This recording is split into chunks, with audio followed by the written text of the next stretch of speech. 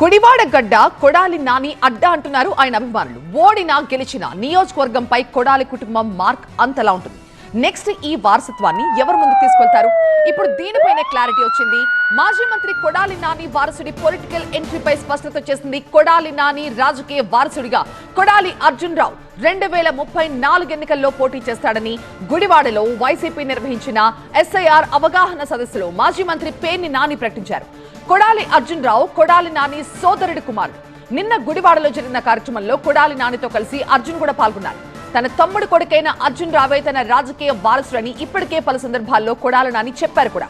ఇప్పుడు Arjun party కండువాతోనే party కార్యక్రమాల్లో కనిపిస్తున్నారు. అలాగే 2034 సంవత్సరంలో కొడాలి అర్జున్ రావు గారు, అలాగే 2034 సంవత్సరంలో కొడాలి అర్జున్ రావు గారు